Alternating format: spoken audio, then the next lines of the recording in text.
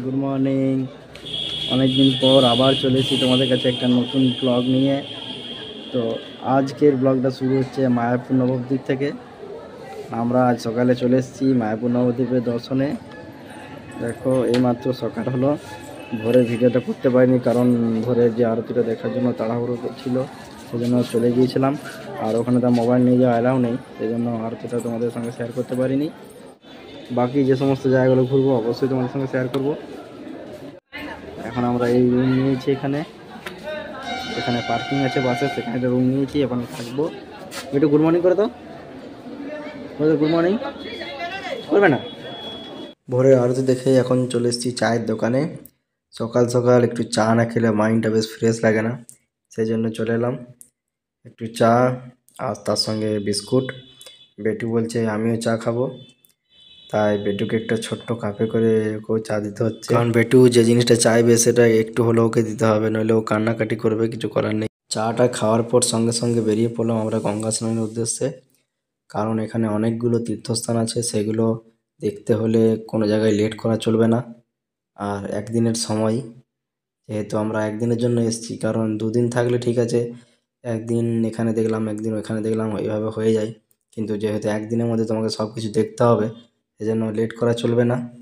আর বেটু তো একাই 100, কারো কথা শুনবে না, একাই দেখো কত সুন্দর হেঁটে বেড়াচ্ছে, দৌড়ে দৌড়ে যাচ্ছে গঙ্গা ঘাটের দিকে।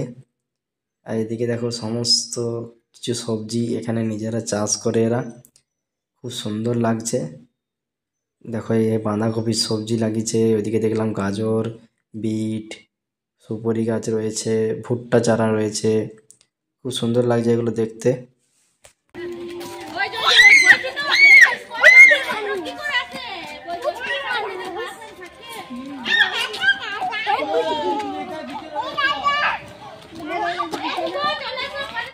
আমার স্নান করা হয়ে গেল, গঙ্গা স্নান করে সত্যি মনটা খুব ফ্রেশ লাগছে। আর এখানে আছে আমার মামু, মানে আমার ভাগ্নে, সঙ্গে আছে দিদি, জামাইবাবু, পিয়া, বেটু। ওরা দেখো চাদর ঢাকা নিয়ে নিয়েছে, কারণ সকাল সকাল চান করে নিয়েছি, এত ঠান্ডা জলটা। আর এখানে একটা জিনিস, যে তোমার কপালের ওই যে তিলকটা, ওই তিলকটা কখনো মুছবে না, কারণ হচ্ছে যদি কোনো কারণে মুছেও যায় তো এখানে এত পণ্ডিতগুলো রয়েছে, সঙ্গে সঙ্গে তোমার কপালে ওই তিলক লাগিয়ে দেবে। আর এই দেখো আমরা এখানে এখন টিফিন করতে বসেছি, গরম গরম বেগনি আর মুড়ি। যে যাই বলুক, আমাদের বাঙালির সত্যি টিফিনের মধ্যে মুড়ি সবচেয়ে ভালো, কারণ মুড়িতে কোনো রকমের পেট খারাপ হয় না, কিছু হয় না। কিন্তু তুমি কচুরি টচুরি খেয়ে নাও, দেখো তোমার পেট খারাপ হয়ে যাবে, শরীর খারাপ হয়ে যাবে। আর ভালোভাবে ঘুরতে গেলে হালকা মুড়ি খেয়ে নাও, কোনো চাপ নেই, কোনো টেনশন নেই। কিছুক্ষণ আগে গঙ্গায় স্নান করে এলাম, তো তারপর রেডি হয়ে গেছি খাওয়া দাওয়া করে। আর মামাকে রেডি করে দিয়েছি, মা এদিকে, মা এদিকে, আর ও সোনাকে ছাড়ছে না। তো এবারে মন্দির দর্শন করতে বেরোবো আমরা, তাই সবাই একে একে বেরোচ্ছে রেডি হয়ে, মন্দিরে যেয়ে দেখা হবে। এখন আমরা সবাই টোটোতে উঠে পড়েছি, যাচ্ছি আমরা লঞ্চের ঘাটে। লঞ্চের ঘাটে গিয়ে লঞ্চে করে পেরোবো ওই পারে, মানে নবদ্বীপে যাব। নবদ্বীপে গিয়ে যে সেখানে যত রকমের তীর্থস্থান আছে সেগুলো সব দর্শন করব, তারপর আবার রিটার্ন চলে আসবো মায়াপুর। এই হলো আজকের প্রোগ্রাম। দেখো আমরা এখন লঞ্চে ওঠার জন্য টিকিট কেটে লাইনে দাঁড়িয়ে আছি। দিদি, মামু, জামাইবাবু, বেটু, পিয়া, আমরা সবাই দাঁড়িয়েছি, আরও আমাদের সঙ্গে যারা যারা সবাই গেছে সবাই আমরা আছি। আর এই হলো সেই লঞ্চের লাইনটা, দেখো কতটা পরিমাণে ভিড়, কারণ সবাই লাইনে দাঁড়িয়ে আছে চাপার জন্য।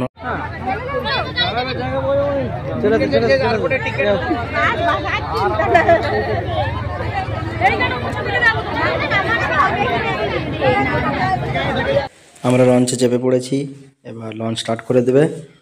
লঞ্চের ভাড়া মাত্র 10 টাকা করে। এবার লঞ্চ স্টার্ট করে দিয়েছে, দেখো কতটা পরিমাণে লোক এই লঞ্চের ভিতর চেপেছে। একটা লঞ্চ দেখতে মাত্র, কিন্তু এত লোক ঢুকে যাবে মানে বুঝতেও পারিনি। প্রচুর ভিড়, কিন্তু সবাই বেশ ভালোভাবে কমফোর্টেবলভাবে দাঁড়িয়ে আছে। আর লঞ্চটাও বেশ বড়। এখানে বাইরের দিকে পিয়া আর বেটু দাঁড়িয়ে আছে, কারণ ওরা দেখবে গঙ্গা আর যমুনার যে মিলনস্থল, সেটা দেখার জন্য।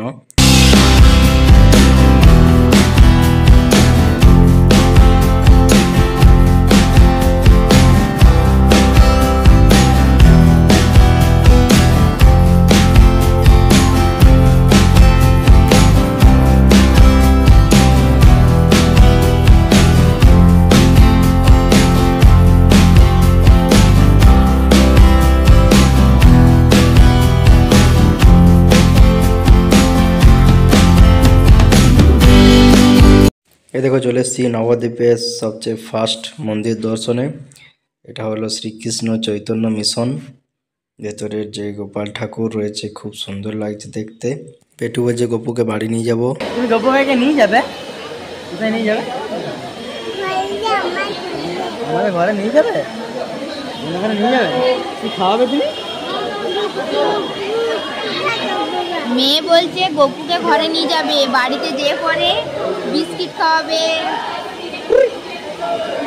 আর এই দেখো ছোট্ট গোপাল কত সুন্দর দোলনায় দোল খাচ্ছে।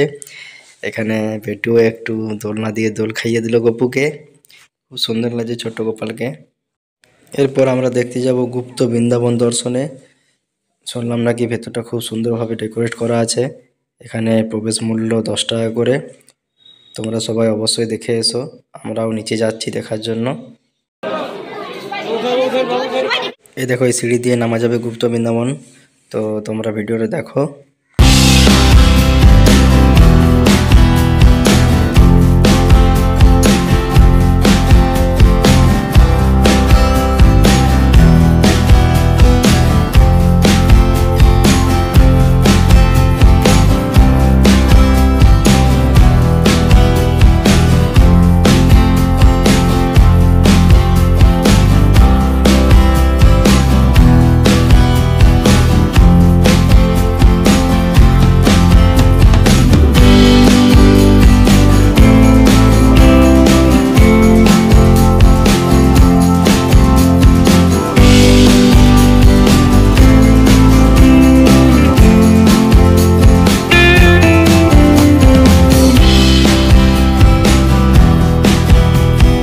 আমরা গুপ্ত বৃন্দাবন দেখে উপরে চলে এলাম।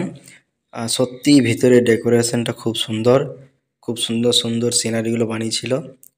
আমি একটা সাজেস্ট করব, তোমরা নবদ্বীপ বা মায়াপুর ঘুরতে এলে হাওয়াই চপ্পল পরে আসবে। কারণ এখানে এতগুলো মানে মন্দির, সেখানে ঢুকতে আর বেরোতে তোমার চপ্পল বা জুতো যদি পরে যাও, জুতো খোলা আর পরতে তোমাদের সময় চলে যায়। নবদ্বীপে তো অলিতে গলিতে মন্দির, মানে এত পরিমাণে মন্দির কিছু বলার নেই।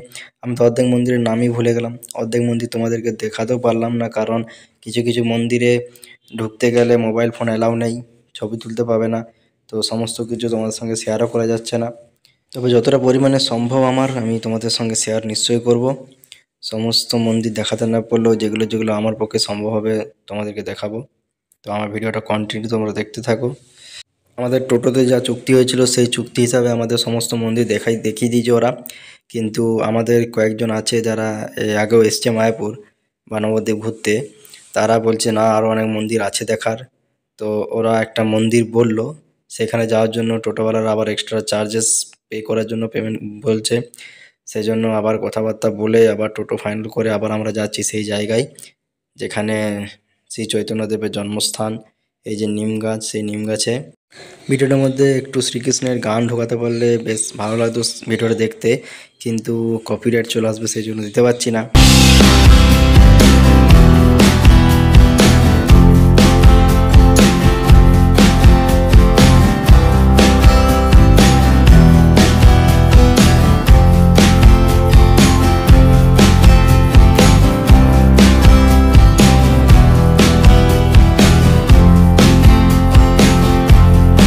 চলে এসেছি আরেকটা মন্দিরে।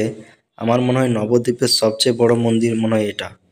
কারণ যা এরিয়া দেখলাম আর সত্যি খুব সুন্দরভাবে সাজানোগুলো, তোমরা দেখলেই বুঝতে পারবে। এই মন্দিরটাও আমাদেরকে দেখানোর কথা ছিল না, কিন্তু যেহেতু আমরা এক্সট্রা পে করে নিয়ে এলাম টোটোকে, তো এই মন্দিরটাও তার মধ্যে পড়ে, সেই জন্য দেখিয়ে দিল। তো এই মন্দিরটা তোমরা অবশ্যই এসো। না বুঝতে পারলে ভিডিওটা দেখিয়ে দিও যে এই মন্দিরটা কোথায়, তাহলে তারা নিয়ে যাবে। এখানে অনেক কিছু দেখার জিনিস রয়েছে দেখলাম, সত্যি খুব সুন্দর লাগছে।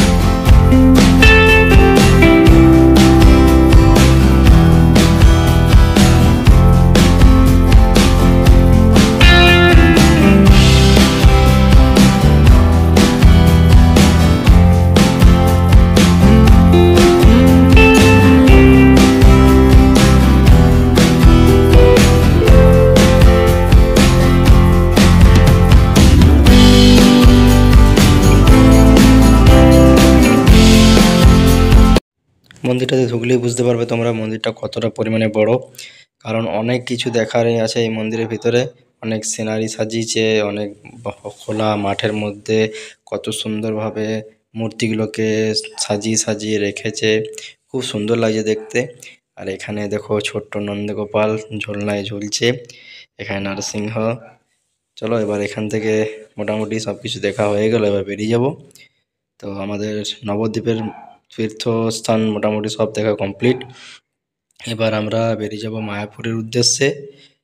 বেরোনোর আগে নবদ্বীপে স্পেশাল দই তো টেস্ট করতেই হবে, কারণ নবদ্বীপে এসে যদি দই না খেলাম তাহলে আর কি খেলাম। এখন আমরা আছি সারদা সুইটসের কাছে, এখানে দইটা খেলাম। জানি না অন্য দোকানে টেস্ট করে দেখিনি, সেই জন্য বলতে পারবো না কোন দোকানের দই সবচেয়ে ভালো, কিন্তু বেশ ভালো লাগলো। নবদ্বীপের ব্লগটা এখানে শেষ করছি, পরের ব্লগটা পাবে মায়াপুর থেকে। তো সবাই ভালো থাকবে, টাটা, বাই বাই। ভিডিওটি ভালো লাগলে অবশ্যই একটা লাইক কমেন্ট শেয়ার করে দিও, আর পরের ভিডিও দেখার জন্য সাবস্ক্রাইব করতে একদম ভুলে যাও না। টাটা।